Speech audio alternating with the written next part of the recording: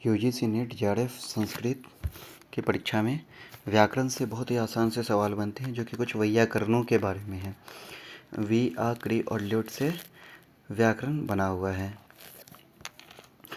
इसमें से हम लोग को पूरे व्याकरण के ग्रंथों को 3 कालों में बांटते हैं। सबसे पहले त्रिमुनि काल, जिसमें कि पाणिनि, पतंजलि और कात्यायन है, जो कि 600 बीसी से लेकर के 150 बीसी है। त्रिमुनि व्याख्या काल, ये जो पाणिनि, कात्यायन और पतंजलि हैं, इन तीनों की व्याख्या जो है त्रिमुनि व्याख्या काल है, जो कि 100 बीसी से लेकर के 1000 एडी तक है। अब बात करते हैं प्रक्रिया काल की, तो ये 1000 एडी से लेकर के अभी तक में जो चला आ रहा है, यह प्रक्रिया ग्रंथों का काल है। हम इस बात को समझते हैं कि व्याकरण का जो है 2 तरह की विधियाँ थी जो इसको पढ़ाने की थी। एक थी प्रतिपद पाठ और दूसरा था एक एक पद को उठाया जाए और उसको सही से जाना जाए, और दूसरा था कि प्रकृति और प्रत्यय को अलग करके तोड़ के उसको समझा जाए। तो ये ब्रेक करने वाला तरीका था, और ब्रेक करके जाना जाए। तो इसमें कुछ सामान्य नियम बनते थे और विशेष नियम बनते थे। उन नियमों के हिसाब से सारे व्याकरण को देखा गया। वेदांग में व्याकरण का अपना महत्व है, जिसमें कहा गया है मुखम व्याकरणम अस्मृतम। खैर, हम आगे बढ़ते हैं। तो आगे हमारे लिए इम्पोर्टेंट है कि इंद्र पहले वैयाकरण थे जिनका नाम आता है प्राचीन वैयाकरणों में, और उसके बाद में तैत्तिरीय संहिता में इस तरह की एक स्टोरी आती है कि इंद्र ने क्या किया कि वाणी को तोड़ा और उस वाणी को तोड़ के उसको प्रकृति प्रत्यय के रूप में बांटा, और जो भी है, तो इस तरह प्रथम वैयाकरण वो हुए।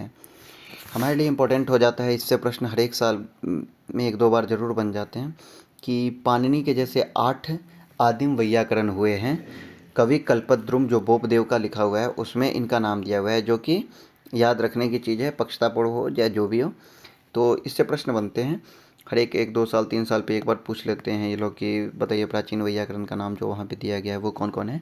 तो हमारे लिए याद रखना जरूरी है इंद्र, चंद्र, काशकृत्स्न, आपिसली, शाकटायन, पाणिनि, अमर, जैनेन्द्र, जयंत, ये 8 शाब्दिक हैं। शाब्दिक मतलब वैयाकरण।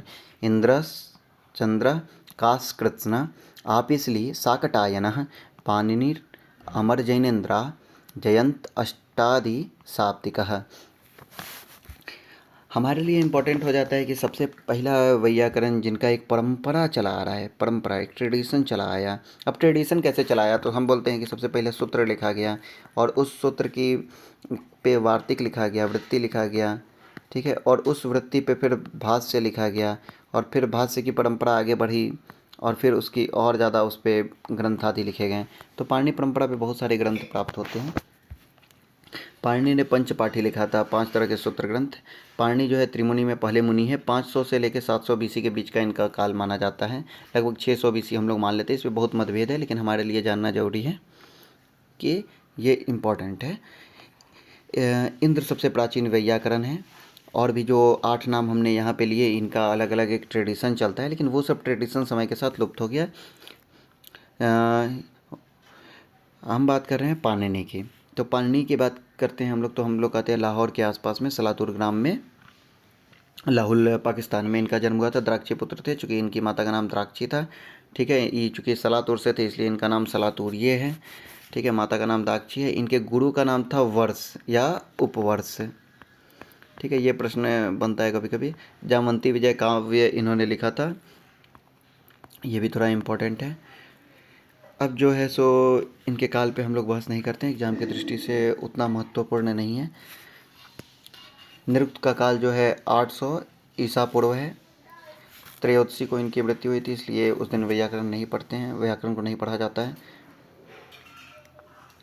उसके अलावा यहाँ पे इम्पोर्टेंट हो जाता है कि पाणिनि का जो अष्टाध्यायी है 8 अध्याय का है, इसमें जो सूत्रों की संख्या है लगभग 3978 है। 4000 हम लोग मान लेते हैं। इसमें 14 प्रत्याहार सूत्र को ऐड कर दें अगर 3978 में, तो लगभग 4000 के आसपास हो जाता है। अष्टाध्यायी 8 अध्याय में, और प्रत्येक को 4-4 पाद में बांटा गया है, तो टोटल 8 चौका 32 पाद हो गए। विषयों का क्रम प्रकरण के अनुसार रखा गया है। जैसे संज्ञा प्रकरण पहला है, जिसमें बहुत सारे जो हमारे नेट जेआरएफ के यूनिट व्याकरण वाले जो एक्सप्लेनेशन वाले यूनिट हैं, उस वाले में जो लगा हुआ है परिभाषा सब वृद्धि, घ, नदी, सखी, ठीक है, ये सब सर्वनाम स्थान, ये सब संज्ञा प्रकरण पहला जो अष्टाध्यायी का पहला अध्याय है उसके प्रथम पाद में मेनली दिया हुआ है, और भी बाकी चारों पाद तक में ये जो है सो अनुवृत्ति किया जाता है। और उससे अगर सूत्र लगातार याद किया जाए, जैसे वृद्धि राधा चतेंगो नहीं को गुण वृद्धि न धातु लोपर धातु के किति चति विटाम, तो इसमें बहुत सारे सूत्र, जैसे प्रगृह आदि का तो एक लाइन से सूत्र मिल जाता है, ठीक है। वैसे ही नदी का भी, और भी बहुत सारा है, स्त्री का। इसमें सहायक ग्रंथ है, 5 ग्रंथ जो उन्होंने पंचपाठी लिखा है उसमें सहायक ग्रंथ है, जैसे कि आपका हो गया धातुपाठ, घनपाठ, ये इंपॉर्टेंट हो जाता है। धातुपाठ, घनपाठ, लिंगानुशासन, उनादि सूत्र, और पहला तो इनका अष्टाध्यायी है जो कि सूत्र ग्रंथ है 8 अध्याय का। इसको पाँचों को मिला करके जो बोलते हैं वो है पंचपाठी। पंचपाठी इंपॉर्टेंट हो जाता है। पाणिनि ने अपने व्याकरण प्रस्थान का प्रवर्तन इसे, तो इस पंचपाठी के आधार पर आगे का बुक लिखा गया, ठीक है। अब हम देखते हैं कि माहेश्वर सूत्र का।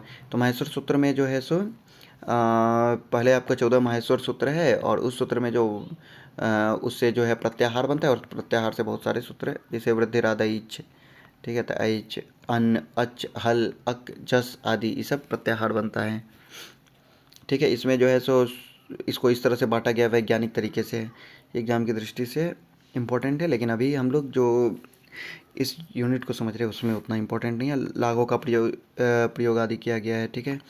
ये सब संधि के नियम, ये सब चीज़ इम्पोर्टेंट है, पर हम इसको अलग जगह देखेंगे।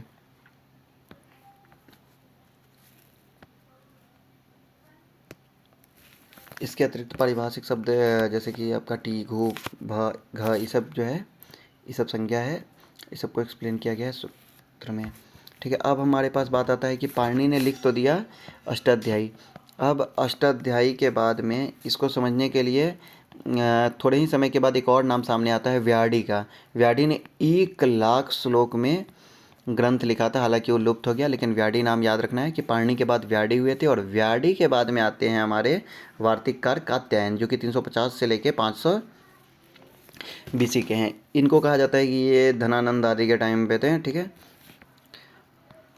वार्तिक का काल ये है। इनका नाम वररुचि है, इसलिए इनका नाम कहा जाता है वररुचि कात्यायन, लेकिन वररुचि बहुत सारे हुए हैं संस्कृत साहित्य में। खैर हमारे लिए ये है कि वररुचि कात्यायन जो थे वो ये थे,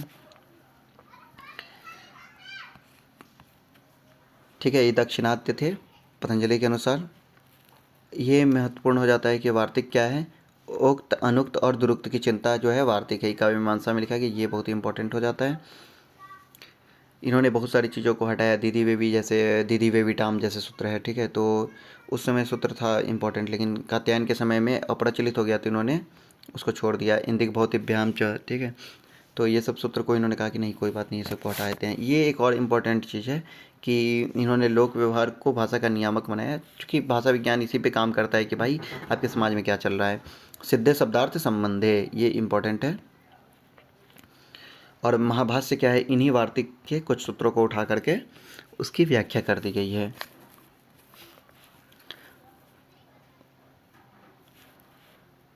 कहा जाता है कि स्वर्गारोहण इनका ग्रंथ है। खैर हम आगे बढ़ते हैं। तो आगे हमारे पास महत्वपूर्ण व्यक्ति आ जाते हैं कि उनका नाम है पतंजलि। पतंजलि बहुत इंपॉर्टेंट हुए हैं योग सूत्र के कारण, दूसरा महाभाष्य के कारण, तीसरा चरक संहिता इन्हीं के नाम पे लगाया जाता है। खैर इनको वहाँ पे थे सलातुर्य, यहाँ पे है गोनर्दीय या गोनिका पुत्र। इनको पतंजलि को ये कहा जाता है शेषनाग के अवतार थे, ठीक है, जिन्होंने पाणिनि अष्टाध्यायी को सुरक्षित रखने के लिए जन्म लिया है।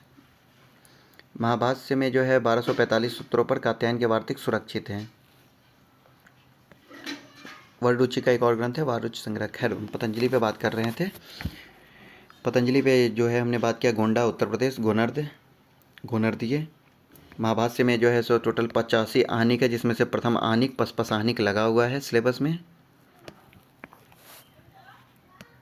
इनका काल जो है माना जाता है कि इन्होंने चूँकि अश्वमेध यज्ञ कराया था, किसके समय में, इन्होंने कराया था पुष्यमित्र के समय में। पुष्यमित्र सुंगवंश के हैं, 150 BC के आसपास के हैं, जिन्होंने लास्ट मौर्य रूलर बृहदत्त का अंत किया था, और उसके बाद में वो शासक बने थे। तो ये हमारे लिए इम्पोर्टेंट हो जाता है। अब हम यहाँ पे देखते हैं कि भाष्य का ये जो लक्षण है ये इम्पोर्टेंट है। इसके अतिरिक्त जो इम्पोर्टेंट बात वो ये है कि महाभाष्य में जो है करीब अष्टाध्यायी के 1700 सूत्रों की व्याख्या की गई है। बहुत सारे भाष्य इंपॉर्टेंट है, जैसे साबर भाष्य है पूर्व मीमांसा पे, शांकर भाष्य जो है ये ब्रह्मसूत्र पे है, रामानुज भाष्य भी ब्रह्मसूत्र पे है, सायन भाष्य जो है सो वेदों के अलग अलग भागों पे है। पर महाभाष्य सबसे महान भाष्य कौन है, वो यही है, इसी को मिला है। महाभाष्य में क्या है इंपॉर्टेंट याद रखने की चीज़ कि इसमें 85 आहनिक है, 84 आहनिक जो हैं सो ऐसे हैं। आहनिक मतलब आहन दिन, एक दिन में जो पढ़ा जा सके वो आहनिक है। तो पहला आहनिक जो है पसपस आहनिक है। इनको जो है तीर्थदर्शी कहा गया है, क्योंकि बहुत सारे चीज़ों में नॉलेज रखते हैं। हमने सिंपल ही देखा ना, जैसे ये लाइन है वाक्यपदियम में कहा गया कृते अथ पतंजलिना गुरुना तीर्थदर्शिना सर्वेशा न्याय बीजानाम महाभाष्य निबंधने। इसके अतिरिक्त जो बातें हैं वो उतना इम्पोर्टेंट नहीं है। हाँ, इनका जो है सो कई न्याय इन्होंने दिया है, जैसे कि एक देश विकृतिम अनन्यवत, ठीक है। और भी बहुत सारी चीज़ें हैं। पसपसानी के बारे में हमने बात कर लिया। यहाँ पे जो दिया गया है वो पढ़ना है, चूँकि सिलेबस में लगा हुआ है।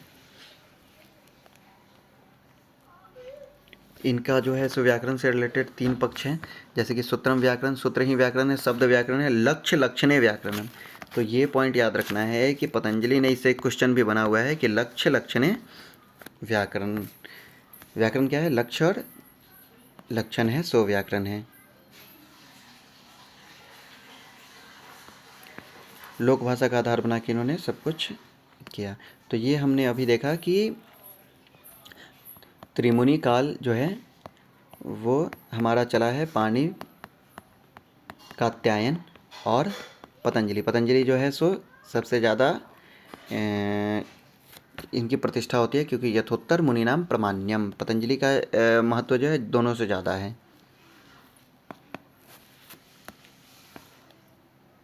हम जब बात कर लेते हैं कि हमारे 3 त्रिमुनि थे, तो इन तीनों मुनियों के ग्रंथ जो थे वो थोड़े से क्लिष्ट थे।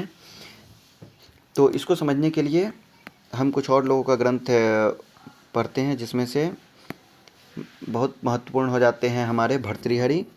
भर्तृहरि का 3 शतक है, नीति शतक, वैराग्य शतक और श्रृंगार शतक। लेकिन सिर्फ ये इतने के लिए नहीं जाने जाते हैं।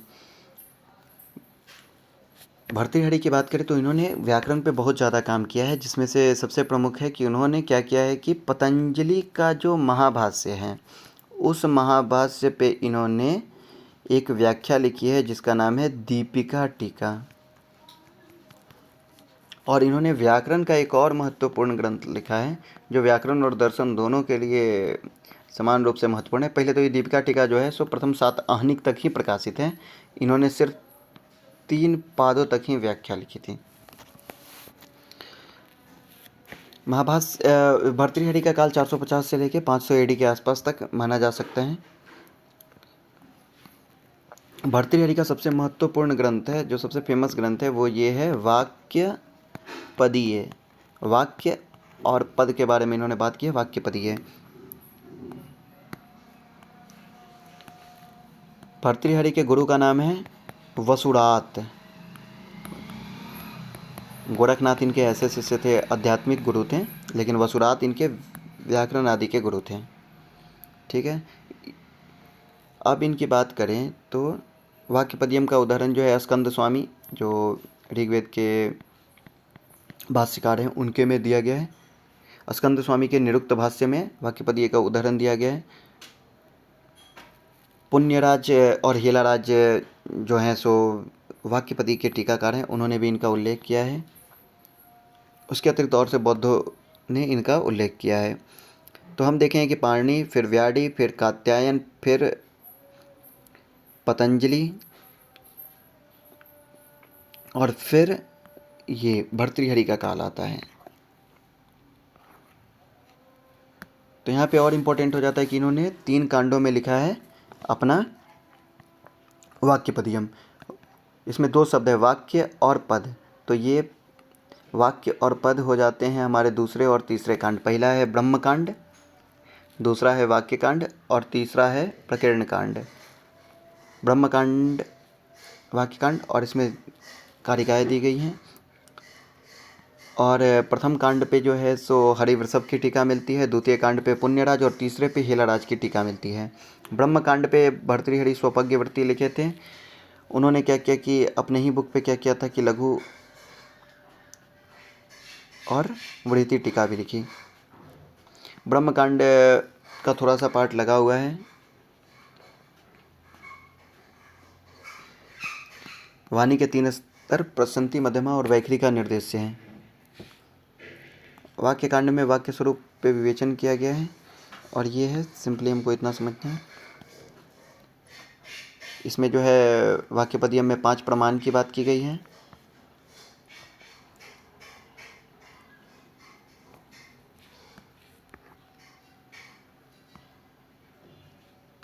अब बात करते हैं कि अष्टाध्यायी और महाभाष्य की व्याख्या। अब इस व्याख्या की बात करें तो अष्टाध्यायी पे कुछ लोगों ने व्याख्या की है, कुछ लोगों ने महाभाष्य पे व्याख्या की है। तो 2 तरह की परंपरा चली है। एक तो अष्टाध्यायी पे व्याख्या जो की गई है वो काशिका वाली परंपरा चलती है, और महाभाष्य पे व्याख्या सबसे पहले हम बात की कि भर्तृहरि ने वहाँ लिखा है। तो सबसे पहले अष्टाध्यायी पे जब हम बात करते हैं तो वामन जयादित्य जो है 600 से 650 AD के आसपास हुए हैं, भर्तृहरि के बाद हुए हैं। इत सिंह जो चाइनीज एक ट्रैवलर था, उसने जयादित्य का वर्णन किया है। काशी में लिखी गई थी, इसीलिए इसका नाम काशिका हो जाता है, जो पाणिनि के अष्टाध्यायी का वर्णन है। वामन और जयादित्य ने मिलके लिखी है। वामन चूँकि छोटा है इसलिए वो बाद के 6 से 8 अध्याय पे लिखा है, और जयादित्य जो है पहला से चौथे अध्याय पे लिखे हैं।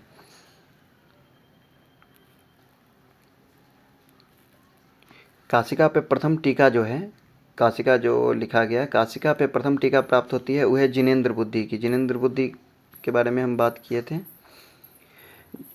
जिसका काल लगभग 700 ईस्वी माना जाता है। तो 600-700 के बीच में इनका काल रहा होगा। हमारे लिए इम्पोर्टेंट है कि काशिका लिखा गया वामन जयादित्य द्वारा। जयादित्य शुरुआत के अध्याय लिखते हैं, और वामन चूँकि छोटे हैं इसलिए बाद के 6 से 8वें अध्याय पे टीका लिखते हैं। उसके बाद में जो है सो ये पाणिनि के पंचपाठी में से अधिकतर पाठ को एक्सप्लेन करते हैं। तो पाणिनि सूत्रों को समझाने वाली ऐसी कोई वृत्ति नहीं है, मतलब ये काशिका जैसी। हमने एक परंपरा तो ये समझा कि एक वामन जयादित्य जिनेंद्र बुद्धि, और आगे अभी हम इस पे बात करेंगे। एक तरफ ये परंपरा चलती है कि महाभाष्य की परंपरा चलती है। तो महाभाष्य पे पहला भर्तृहरि हैं जिनका टीका है दीपिका, दूसरे हैं कैयट जिनका प्रदीप, और तीसरे हैं नागेश भट्ट। बीच में अन्नम भट्ट आदि भी हैं, लेकिन हमारे लिए 3 इंपॉर्टेंट इधर हो जाते हैं, भर्तृहरि, कैयट और नागेश भट्ट, जो महाभाष्य पे व्याख्या लिखते हैं और पाणिनि के अष्टाध्यायी पे व्याख्या लिखते हैं, जिसमें काशिका जो लिखा गया उस काशिका पे टीका लिखा गया। अब हम बात करते हैं कि कौन कौन सी टीका लिखी गई। तो हम सिंपली बोलते हैं कि देखिए, अष्टाध्यायी की हम बात कर रहे हैं, तो अष्टाध्यायी पे सबसे पहले वामन जयादित्य ने टीका लिखा जिसका नाम है काशिका वृत्ति लिखा। ठीक है, सबसे पहले सूत्र ग्रंथ था, वो सूत्र ग्रंथ पे लिखा गया वृत्ति जिनका नाम है वामन जयादित्य ने। अब उन वामन जयादित्य के इस टीका पे फिर 2 लोगों ने टीका लिखी जिनका नाम है जिनेंद्र बुद्धि। जिनेंद्र बुद्धि ने क्या लिखा, काशिका विवरण पंचिका, जिसका नाम है न्यास टीका। और दूसरे हैं हरदत्त मिश्र जिनका रचित है पदमंजरी।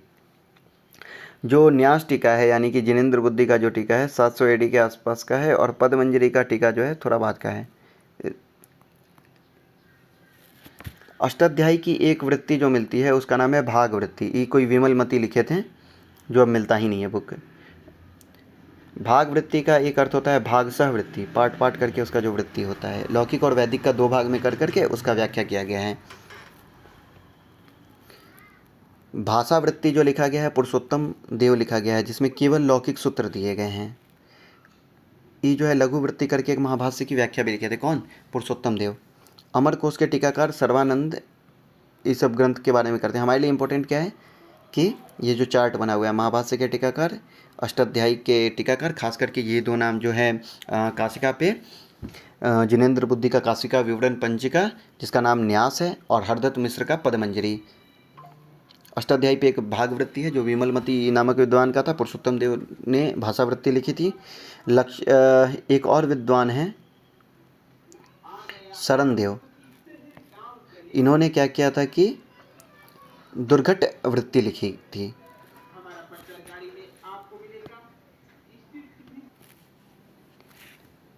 भट्टोजी दीक्षित जो हैं सो हालांकि प्रक्रिया कौमुदी के माने जाते हैं, प्रक्रिया ग्रंथों के बड़े लेखक के रूप में, लेकिन इन्होंने क्या किया कि अष्टाध्यायी पे भी इन्होंने शब्द कौस्तुभ की रचना की थी। शब्द कौस्तुभ जो है सो चतुर्थ अध्याय तक है। कुछ अध्याय तृतीय अध्याय का उत्तरार्ध जो है तीसरा चौथा पाद नहीं मिलता है, मतलब पहला दूसरा पाद ही मिलता है। भट्टोजी दीक्षित के लिए ये मतलब बहुत ही इंपॉर्टेंट ग्रंथ था शब्द कौस्तुभ। हम बात कर रहे हैं, अब हमने पाणिनि के अष्टाध्यायी वाली परंपरा को समझा। अब हम देखते हैं कि महाभाष्य जो है सो लिखा पतंजलि ने, उसके बाद में भर्तृहरि ने कुछ समय के बाद में उस पर दीपिका टीका लिखा, लेकिन दीपिका टीका पूरे ग्रंथ पे नहीं था। और कहा जाता है कि महाभाष्य जो है सो 2 बार लुप्त हो गया। पहला बार उसका उद्धार कराए थे चंद्राचार्य क्षीर स्वामी से, क्षीर उपाध्याय से, राजतरंगिणी में इसका उल्लेख आता है। उसके बाद में कश्मीर का ही एक आदमी थे कैयट ने क्या किया कि प्रदीप टीका लिखी, और ये प्रदीप टीका इन्होंने लिखी जो पूरे महाभाष्य पे थी। कहा जाता है कि ये प्रदीप टीका लिखने के बाद में ये ग्रंथ अमर हो गया। तो प्रदीप टीका कैयट ने लिखा है, ये बहुत ही इंपॉर्टेंट हो जाता है, सिलेबस में भी लगा हुआ है। पदमंजरी जो ऊपर हम बात कर रहे थे कि हरदत्त मिश्र ने लिखा है, पदमंजरी के लेखक हरदत्त से ये पहले के थे, क्योंकि हरदत्त ने इनका उल्लेख किया है, खंडन किया है। तो कैयट का समय 1000 से लेके 1050 ईस्वी तक रह जाता है।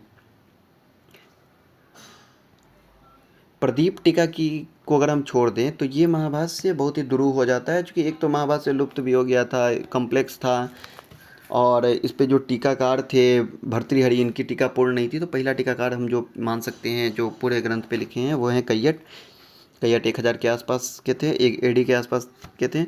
अब कैयट के बाद में क्या हुआ कि अन्नम भट्ट जो हैं 17वीं शताब्दी में प्रदीप की व्याख्या लिखे, उद्योतन व्याख्या। नागेश भट्ट ने 1700 एडी में इस पे उद्योतन व्याख्या लिखी, जो कि बहुत प्रसिद्ध हुई। नागेश का ही शिष्य वैद्यनाथ पायगुंडे ने इस पे छाया नामनी टीका लिखी, जो कि 9 आहनिक तक उपलब्ध है। टोटल आहनिक कितना है? 85, 84 प्लस 1 55 आहनिक। तो यही यहाँ पे ये परंपरा है। पहले भर्तृहरि ने इस पे दीपिका टीका लिखा, फिर कैयट ने इस पे जो है सो 11वीं शताब्दी में कैयट ने प्रदीप टीका लिखी। इस प्रदीप टीका की बात करें तो प्रदीप टीका पे नागेश भट्ट की उद्योत और अन्नम भट्ट की उद्योतन, पहले अन्नम भट्ट ने लिखा है, फिर नागेश भट्ट ने उद्योत टीका लिखी है, और अन्नम भट्ट ने उद्योतन टीका लिखी है। फिर इस नागेश भट्ट की टीका पे छाया नामनी टीका लिखी है वैद्यनाथ पायगुंडे ने। अब बात करते हैं प्रक्रिया ग्रंथों की। तो 2 तरह की परंपरा हमने देखी। पहले तो हो गई जो पाणिनीय त्रिमुनि परंपरा हो गई, फिर त्रिमुनि के व्याख्याकारों की परंपरा हो गई। एक तो पाणिनि वाले लोग चले और एक चले पतंजलि वाले लोग चले, उनकी हमने परंपरा देखी। हम लोग बात करते हैं प्रक्रिया ग्रंथ की। तो उन्होंने क्या किया कि पाणिनि के सूत्रों को उठा करके एक तरह के सूत्रों को एक जगह रख दिया, एक तरह के सूत्रों को एक जगह रख दिया। जिसमें सबसे फेमस ग्रंथ जो सबके लिए लगा होता है वो है लघु सिद्धांत कौमुदी। पाणिनीय परंपरा में त्रिमुनि काल 600 से 100 ईसा पूर्व, जो कि पतंजलि के समय खत्म हो जाए। फिर त्रिमुनि व्याख्या काल 100 ईसा पूर्व से 1000 ईस्वी, प्रक्रिया काल जो है 1000 ईस्वी के बाद। ठीक है, अब हम इसमें जो देखते हैं कुछ बुक्स हम, जैसे पाणिनि तंत्र के अलावा बात करें तो कलाप तंत्र, ये पहले ही जो है सो विकसित हो चुका था। इसमें जो है अब व्याकरण जो है सो साधन था उसका यूज करके कुछ कुछ करने के लिए। ठीक है, अब व्याकरण पे अनेक तरह के ग्रंथ आ रहे थे। ठीक है, अब हम देखें कि ये अष्टाध्यायी के सूत्रों को ये क्रम से ये वाला चक्कर था। ठीक है, पहला है रूपावतार, जिसको धर्मकृति ने लिखा था 1100 में। इसमें अलग अलग अवतार के नाम, संज्ञा अवतार, संहिता अवतार, विभक्त अवतार। ठीक है,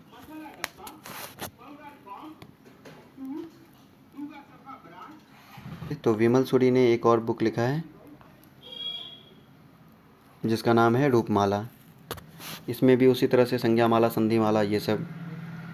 अब हम बात करते हैं कि एक और आदमी का नाम फेमस होता है जिनका नाम है प्रक्रिया कौमुदी। ये बुक जो है रामचंद्र ने लिखा है 14वीं शताब्दी में, जिसमें 1470 सूत्रों की वृत्ति और उदाहरण है। पूर्वार्ध उत्तरार्ध में इसको डिवाइड किया गया है, वैष्णव परक उदाहरण दिए हैं। ये इंपॉर्टेंट है कि ब्राह्मण रामचंद्र ने प्रक्रिया कौमुदी लिखी। पहला हो गया रूपावतार, फिर रूपमाला, फिर आ गया प्रक्रिया कौमुदी। अब जो है सो प्रक्रिया कौमुदी के जो लेखक हैं, जो कि हैं हमारे रामचंद्र के पौत्र विट्ठल, इस पे प्रसाद टीका लिखे हैं। भट्टोजी दीक्षित के गुरु शेष कृष्ण ने इसी बुक पे जो है सो प्रकाश नामक व्याख्या ग्रंथ लिखा है। बीरबल के बेटे को पढ़ाने के लिए ये व्याख्या लिखा गया था। कौन सा प्रकाश? कौन लिखे थे? गुरु शेष कृष्ण। किसके गुरु? भट्टोजी दीक्षित के।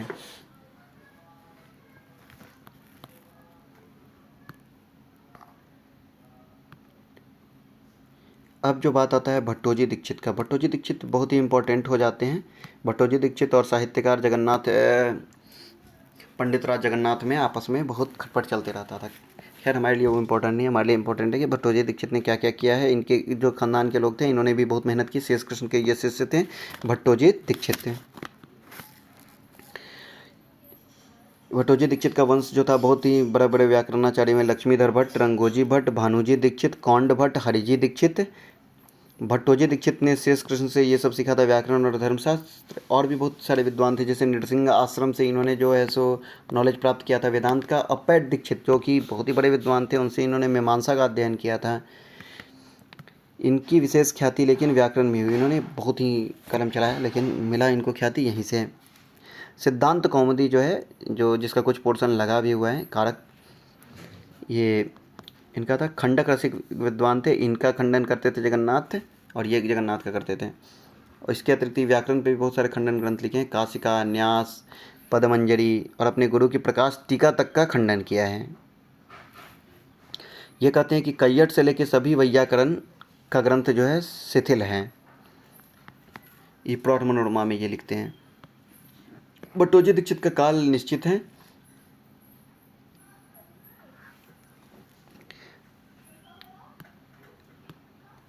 एक बुक इनका जो सबसे इम्पोर्टेंट है वो है शब्द कौस्तुभ, जो हमने बात की ऊपर कि ये पाणिनि अष्टाध्यायी की व्याख्या है, 4 अध्याय तक। लेकिन 4 अध्याय का 3रा और 4था पाद नहीं मिलता इसमें, ठीक है। इनका काल जो है लगभग 1500 से 1600 के बीच में हम मान सकते हैं। व्याकरण में इनके 4 ग्रंथ हैं। मेन हमको व्याकरण से मतलब है, डेट इज वैयाकरण सिद्धांत कौमुदी, प्रौढ़ मनोरमा, शब्द कौस्तुभ और वैयाकरण सिद्धांत कारिका या भूषण कारिका। वैयाकरण सिद्धांत कौमुदी जो है इनका सबसे फेमस ग्रंथ है। इसमें पाणिनि का सब सूत्र प्रक्रिया क्रम से विवेचित है। उसके बाद में हम बात करें तो इन्होंने अपनी इसकी व्याख्या स्वयं भट्टोजी दीक्षित किए हैं। किसका? वैयाकरण सिद्धांत कौमुदी का। प्रौढ़ मनोरमा, इसी बुक का जो व्याख्या है वह नागेश का शब्देंदु शेखर, वासुदेव दीक्षित का बाल मनोरमा और ज्ञानेंद्र सरस्वती का तत्वबोधिनी। ये सब व्याकरण सिद्धांत कौमुदी का है। अब बात करें प्रौढ़ मनोरमा की, तो प्रौढ़ मनोरमा व्याकरण सिद्धांत कौमुदी की व्याख्या है। प्रौढ़ मनोरमा जो है लेखक का अपना ही व्याख्या है, अपने ही बुक पे, किंतु स्वतंत्र ग्रंथ का रूप ले लेती है, ठीक है। इस लेखक ने क्या किया है, कहा है कि यथोत्तर मुनिनाम प्रामाण्यम, जो बात ऊपर कही गई थी त्रिमुनि के लिए, उसके लिए इन्होंने समर्थन किया है। उसके बाद इसी प्रकाश टीका जो था शेष कृष्ण का प्रकाश व्याख्या, उसका खंडन करते हैं अपने ही उनके शिष्य भट्टोजी दीक्षित। उस भट्टोजी दीक्षित को फिर सबक सिखाने के लिए जगन्नाथ जो है प्रौढ़ मनोरमा खंडन नाम का ग्रंथ लिख के इसका आलोचना किए हैं। शब्द कौस्तुभ की बात करें तो शब्द कौस्तुभ सबसे इंपॉर्टेंट ग्रंथ हो जाता है, जो कि हम बार बार कह रहे हैं कि शास्त्रानुकूल ग्रंथ है, जो अष्टाध्यायी के सूत्रों को उसी क्रम में व्याख्या है। और सिद्धांत व्याकरण सिद्धांत कौमुदी जो है वो उसको अलग अलग बांट के प्रक्रिया क्रम में है व्याख्या। 3य अध्याय के 2य पाद तक है और पूरा 4th अध्याय मिलता है। शेष भाग नष्ट हो गए या लिखे ही नहीं गए। दीक्षित को इस ग्रंथ से विशेष अनुराग था, जैसा कि ये यहाँ पे कहते हैं। अब बात करते हैं भट्टोजी दीक्षित की एक लघुकाय कृति है जिसका नाम है वैयाकरण सिद्धांत कारिका, जिसमें 74 अनुष्टुप पद्य हैं, जिसमें ये सब चीज़ों का वर्णन है। कौंड भट्ट ने इस पे वैयाकरण भूषण नामक व्याख्या लिखी है वैयाकरण सिद्धांत कारिका पे। वैयाकरण भूषण सार है इसका संक्षिप्त रूप। दर्पण टीका जो है हरिवल्लभ का है, भैरवी काशीराम हरिराम काले का। ये सब इम्पोर्टेंट नहीं है, ऊपर वाला इम्पोर्टेंट था। परिभाष नागेश, नाग, ठीक है, तो इसमें इंदु लगा हुआ है। नाग का चंद्रमा से अलग महत्व रहता है, तो इसलिए याद रखने के लिए है कि शब्देंदु शेखर बृहत और लघु। परिभाषेंदु शेखर महाभाष्य के प्रदीप की टीका जो है उद्योत है। स्फोटवाद वैयाकरण सिद्धांत मंजूषा, जिसमें परिभाषेंदु शेखर इंपॉर्टेंट है, क्वेश्चन आ सकता है, शब्देंदु शेखर और उद्योत टीका और वैयाकरण सिद्धांत मंजूषा। इसमें 3 गो है, मूल लघु और परम लघु, 3 संस्करण है। उसके बाद बात करें कि हाँ ये है कि नव्य व्याकरण के संस्थापक नागेश भट्ट हैं। अब बात करते हैं भट्टोजी दीक्षित के ही एक शिष्य थे जिनका नाम है वरदराज। वरदराज का बुक लघु सिद्धांत लगा हुआ है। 3 बुक है इनका, सार सिद्धांत, लघु सिद्धांत और मध्य सिद्धांत कौमुदी। एक छोटा रचना है ग्रीवान पदमंजरी, लेकिन ये तीनों याद रखने की जरूरत है। नारायण भट्ट भी जो है भट्टोजी दीक्षित के समकालिक थे। इनका बुक है प्रक्रिया सर्वस्व। भोज के बुक का नाम है सरस्वती कंठाभरण। अब बात करते हैं अन्य ग्रंथ की। तो ये पंचपाठी में अलग अलग ग्रंथ थे, उन पे है, लिंगानुशासन पे और बाकी चीज़ों पे। तो हेमचंद का लिंगानुशासन पे है, दुर्ग सिंह का एकातंत्र व्याकरण से संबंध ग्रंथ है। उसके अतिरिक्त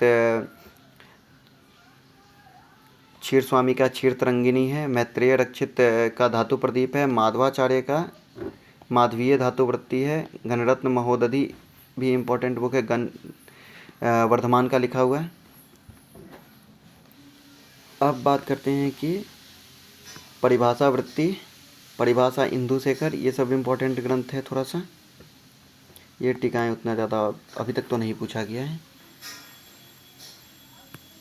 अब ये इम्पोर्टेंट हो जाता है कि अन्य व्याकरण प्रस्थान, ठीक है। जैसे कि पाणिनि के समय में 10 व्याकरण प्रस्थान जो हैं फेमस थे या प्रचलित थे। कातंत्र, चांद्र, जैनेन्द्र, जैन शाक्टायन, भोज, हेम, जौमर, सारस्वत, मुग्धबोध और सौपद्म। कातंत्र सबसे पहला हो जाता है। कातंत्र व्याकरण या कालाप व्याकरण जो है परिभाषा प्रक्रिया क्रम से जो है सूत्रों का के मूल ग्रंथ पे आश्रित है। 4 अध्याय में इसको विभाजित किया गया है। प्रथम 3 अध्याय जो है सर्ववर्मा और अंतिम अध्याय जो है कात्यायन। तो कालाप व्याकरण, सर्ववर्मा और कात्यायन, ये 2 लोग मिलके इसको किए हैं। कातंत्र जो है सो कार्तिकेय के, इसको कौमार भी कहते हैं, मतलब कुमार कार्तिकेय से ज़्यादा प्रेरित है ये कालाप व्याकरण। 1412 सूत्र हैं इसमें, 3 अध्याय लिखे गए हैं सर्ववर्मा के द्वारा और अंतिम अध्याय कात्यायन, कोई कात्यायनी वररुचि कात्यायन नहीं है। सूत्र पाणिनीय सूत्रों के आधार पर ही रचे गए हैं। बिहार, बंगाल, गुजरात में इसका प्रचार रहा है। इस पे जो है दुर्ग सिंह की वृत्ति है, जिसपे उग्रभूति, त्रिलोचन दास, ये उतना याद नहीं रखना है। शब्द शक्ति प्रकाशिका एक जगदीश तर्कालंकार का है। अब बात करते हैं दूसरा व्याकरण जो कि है चांद्र व्याकरण। चांद्रगोमी नामक व्याकरण लिखा है जो कि 400 ईस्वी के आसपास में हुए थे, बौद्ध विद्वान थे। बौद्ध क्षेत्रों में इसका प्रचार है। त्रिमुनि व्याकरण का पूरा उपयोग है, संज्ञा शब्दों का प्रयोग नहीं है। इसमें 6 अध्याय हैं। चांद्र व्याकरण में 6 अध्याय और 3100 सूत्र मिलते हैं। इसका बाल बोधन जो है भिक्षु कश्यप ने लिखा था। अब हम बात करते हैं कि तीसरा जैन व्याकरण वाले पोर्शन में हमने इसकी बात की थी। जैनेन्द्र व्याकरण जो है देवनंदी, देवजंदी या फिर जैनेन्द्र, या ये लोग इनका नाम कहा जा सकता है। ये हुए हैं 750 में। जैनेन्द्र शब्दानुशासन जो लिखा हुआ है एक ग्रंथ है इनका है, जिसके औदिच्य संस्करण में 3000 और दक्षिणात्य में 3900 सूत्र हैं। इस पे बहुत सारी टीका मिलती है, जिसे अभय नंदी की एक टीका मिलती है। जिनेन्द्र का जो कहा गया है वो जैनेन्द्र है। ये जैनेन्द्र शब्दानुशासन पे 5 अध्याय हैं। अब दूसरे आदमी आते हैं जो जैन व्याकरण पे फेमस हैं, वो हैं जैन शाक्टायन। जैन शाक्टायन जो है पालेकृति ने प्रवर्तन किया था। शाक्टायन शब्दानुशासन में 4 पादों वाले 4 अध्याय हैं, जिन्हें सिद्धि नाम से अधिकरणों में विभक्त किया गया है। प्रभाचंद ने जैनेन्द्र और शाक्टायन दोनों पे वृत्ति लिखी है। यक्षवर्मा ने शाक्टायन व्याकरण का चिंतामणि टीका लिखा गया है, कि जिससे कि बच्चे और स्त्रियां भी एक वर्ष में, मतलब जो कमज़ोर लोग हैं वो लोग भी आसानी से समझ सकते हैं। अब बात आता है इसके बाद के फेमस प्रस्थान का, वो हैं सरस्वती कंठाभरण के लेखक भोज। भोज सरस्वती कंठाभरण में 8 अध्याय में 6411 सूत्र दिए हैं। 7 अध्याय संस्कृत व्याकरण के और अष्टम अध्याय वैदिक व्याकरण का है। ये सब इसी में है। गणपाठ, परिभाषा, उनादि, लिंगानुशासन, ये सब। बहुत ज़्यादा आकार इसका बड़ा है, इसलिए इतना फेमस नहीं हो सका। 3 टीका लिखा गया। उसके बाद में हम अगले विद्वान की बात करें तो हमारे अगले विद्वान हैं हेमचंद सूरी, जो कि हेम प्रस्थान किए थे। सिद्ध हेमानुशासन इनका बुक है। ये भी जैन थे। 4 पाद वाले 8 अध्याय इसमें भी है, भोज व्याकरण के समान, किंतु 8वें अध्याय में प्राकृत व्याकरण का पार्ट है। 7 अध्याय में 3566 सूत्र हैं और प्राकृत भाग में 1119 सूत्र हैं। इस पे भी अनेक टीकाएँ हैं।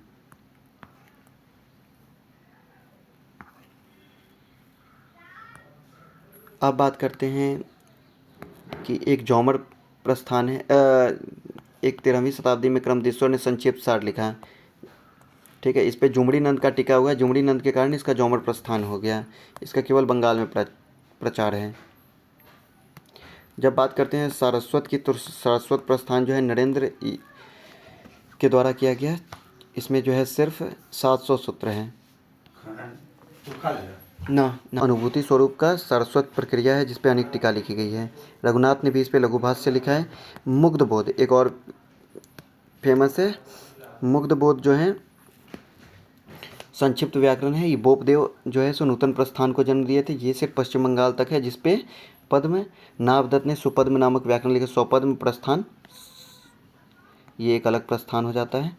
इसका प्रचार सिर्फ मिथिला में था और ये अब ख़त्म है। इस तरह से हम देखते हैं 10 मेन प्रस्थान है, जिस पे प्रश्न बन सकते हैं, जो इम्पोर्टेंट चीज़ें हैं, प्लस व्याकरण से रिलेटेड इसमें अनेक महत्वपूर्ण बातें थी।